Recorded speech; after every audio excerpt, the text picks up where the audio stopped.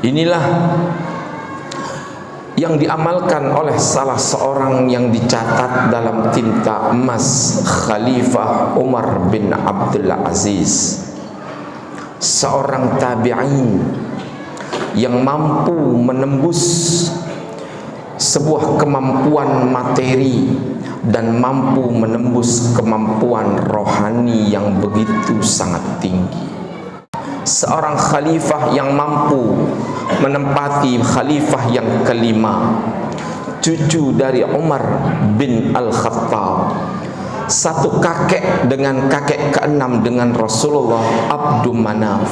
Dialah Umar bin Abdul Aziz bin Marwan, seseorang yang telah diberikan dunia oleh Allah Subhanahu wa ta'ala, kekayaan yang melimpah ruah, jabatan yang terus meninggi.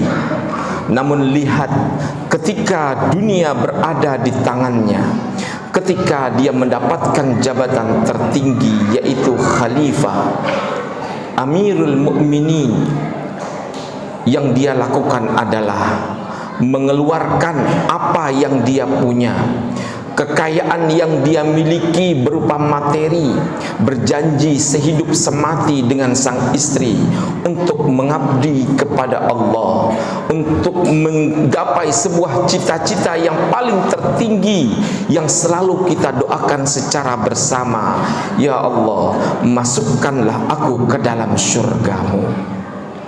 Menurut Khalifah Umar bin Abdul Aziz, sesungguhnya modal utama kita mendapatkan syurganya Allah adalah qillatul mal atau qillatum minad dunya. Hanya sedikit kita memiliki yang disebut sebagai materi, karena materi itu ternyata membuaikan manusia dari urusan akhirat. Karena jabatan itu acap kali melupakan tujuan hidup manusia yang di perujungnya adalah sebuah kematian. Disinilah ketika zuhud yang dilakukan oleh Umar bin Abdul Aziz secara 100% menempatkannya bahwasanya sebuah keadilan, seorang pemimpin tidak akan pernah mendapatkan balasan kecuali keselamatan yang Allah janjikan kepada seorang pemimpin. Disitulah berusaha keras mengeluarkan segala apa yang dia punya, hidup secara zuhud kepada Allah Subhanahu wa ta'ala dan kepada manusia, sehingga keadilan pun akhirnya Allah berikan. Lihat rentangan waktu yang tidak panjang, 2,5 tahun kesejahteraan yang dialami oleh penduduk Damaskus begitu sangat membahana. Bahkan hasil panen yang tidak terduga akhirnya meluap begitu sangat banyak, sehingga kondisi kas negara akhirnya tidak tertampung. Di saat itulah kemudian Umar bin Abdul Aziz sebagai seorang khalifah mengalami sebuah kebingungan lantaran uang masuk kas negara begitu sangat banyak, bahkan luber. Siapapun yang memiliki uang, wahai rakyatku, siapapun yang memiliki hutang, wahai rakyatku, siapapun yang tidak mampu untuk menikah, silahkan lapor kepadaku, karena kas negara begitu sangat banyak. Sebuah kemakmuran yang didasari atas sebuah keimanan dan sifat zuhud, sampai akhirnya hasil panen yang begitu sangat melimpah ruah atas perintah Umar bin Abdul Aziz. Wahai rakyatku, sesungguhnya hasil nikmat yang Allah berikan begitu sangat banyak.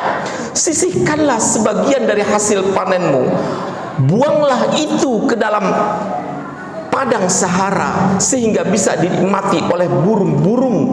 Jangan sampai nanti aku ditanya oleh Allah, sesungguhnya kekayaan yang kau memiliki tidak mampu bisa mengenyangkan burung-burung yang ada dan hidup di sekitarmu. Disinilah sebuah kejayaan yang begitu sangat tinggi dan tidak dijumpai satu fakir pun, lantaran semuanya rakyat yang saat itu di bawahnya semuanya adalah para orang yang kaya raya.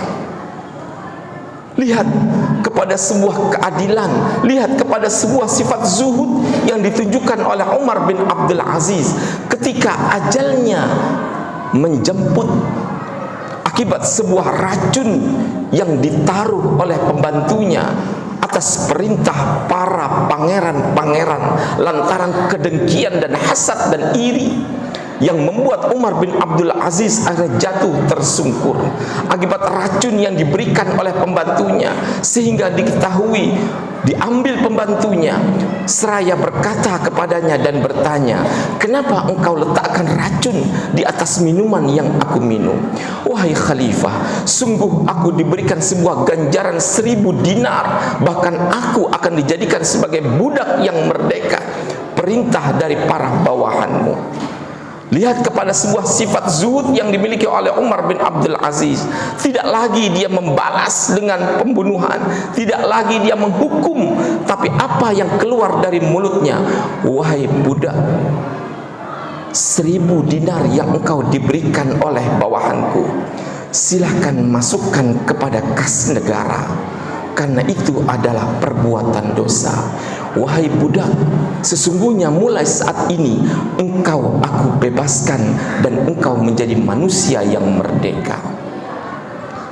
Disinilah kemudian seseorang yang dalam waktu dekat ajalnya dan tahu betul sesungguhnya walal akhiratu khairul laka minal ula, sesungguhnya amalan yang kita lakukan bila mana kita niatkan kepada Allah Subhanahu wa taala akan terus mendapatkan pahala di sisi Allah. Para pakar sejarah akhirnya menulis, setelah puluhan tahun Umar bin Abdul Aziz wafat, dijumpai dalam sebuah gudang ada sebuah gandum yang berukuran besar dengan ukuran layaknya seperti ukuran kurma. Bertuliskan, gandum ini muncul hanya sekali pada zaman Umar, seorang pemimpin